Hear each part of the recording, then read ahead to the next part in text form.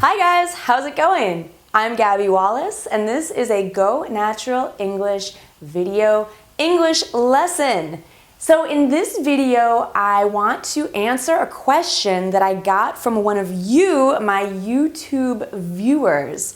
The question was, can you please talk about what kind of humor is appropriate or inappropriate in American culture?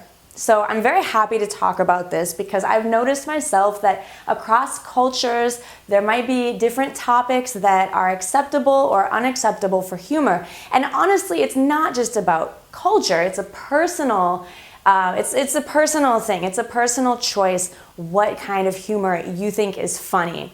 So I'm going to give some general guidelines and some examples about what is okay or what is safe for humor and being funny in English, and what is dangerous, what's in the danger zone, where you might offend people. I'm assuming that you want to be polite and make good connections with people and keep people happy, make them like you, because that's what being funny is all about, is building a rapport or connection with the people whom you're speaking with, right? Not offending them. So if you're worried about offending people with using the wrong kind of humor, then check this video out. This is for you. All right, so let's get started. There's a lot of different kinds of humor, and I just want to give you a few examples to start off with of some topics that I would recommend avoiding. They're the 3 R's. We have race, religion, and region. So remember to avoid the 3 R's because people in the United States can be sensitive about these 3 topics. We don't like to make fun of people for their background or things that they can't change, such as skin color, such as their beliefs in God or whatever they believe in, or the region they're from. Region could be the region of the US, such as the South or the North or the West, or it could be what country you're from. So you can't change these things about yourself, so you don't want people making fun of them. It doesn't feel good to be singled out based on these topics. So avoid any racial or religious or regional stereotyping. Stereotypes are when you say, oh, all certain kind of people. Let's say all white people are blah, blah. You fill in the blank. That's not funny to a lot of people. So we want to be really sensitive to people's backgrounds and just appreciate where they're from instead of making fun of it. So I would recommend to avoid humor which focuses on these topics. Even when you're close friends with someone, it's really not okay to use these topics as fodder for your jokes or for the topic of your jokes. Let's look, on the other hand, what topics are generally okay and appreciated in American culture. The first one is self-deprecating humor. What that means is when you make fun of yourself. So if you say, oh, I'm always late because, I like to dance when I get ready in the morning. Maybe not the funniest example, but I could try to make a joke out of that. Like, I love dancing so much that I do it all the time. Even when I'm ironing my clothes, I can't help but dance as I iron, and that's why I'm always late. Okay, that might get a laugh out of some people. Maybe not the best example, but I'm trying here. So making fun of yourself is generally okay and appreciated. It also is a way to show that you're a modest person, you're humble, you don't think so highly of yourself, or you're not so stiff that you can't poke fun at yourself, okay? And that usually goes over much better than poking fun at someone else, right?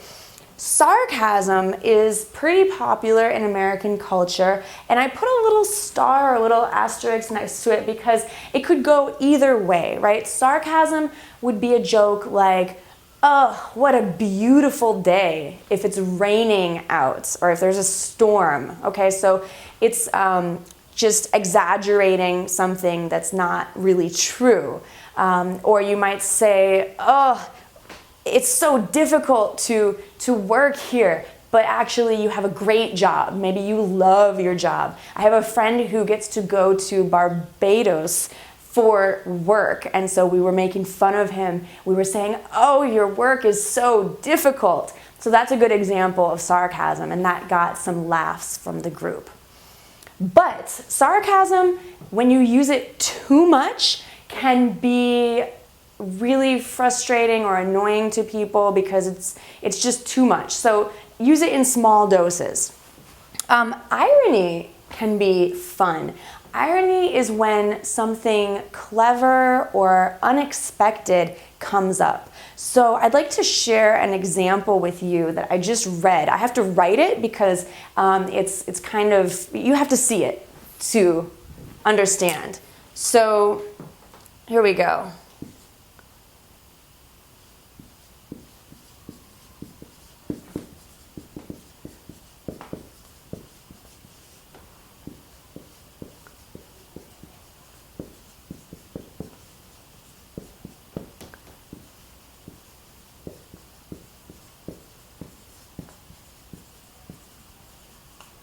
Okay, here's an example of irony, and I love this example because it has to do with grammar. So people think they're so clever but don't even know grammar. So here I am talking about other people, right? I'm showing my judgment or my opinion about other people who think they're so smart, but they're not because they don't even know grammar. But what's ironic about this? Look at my own mistake, right? People think they're so clever, there is not correct. So if I write this, it's ironic, right? Because I am actually being a hypocrite if I write this. I should have written they're so clever. Ha ha ha ha. All right, so irony is an area or a topic that you can play with for humor. So just to recap, remember to avoid the 3 R's, not so funny to a lot of people, but play around with making fun of yourself or being sarcastic or perhaps irony. All right, so those are your safe topics. When in doubt, I say observe other people. Maybe observe your friends if you have American friends, or if you don't have so many American friends, watch a funny TV show. There's plenty of comedies on TV. Just make sure it's a family-friendly show, because if you watch stand-up comedy, it can be funny, but it's not the kind of humor that you'd want to use in a regular day-to-day kind of conversation. It can be a little bit rough humor, all right? So sometimes it's enjoyable, but be careful what you use in your conversations when you're trying to build rapport with new people. So I hope this video was helpful.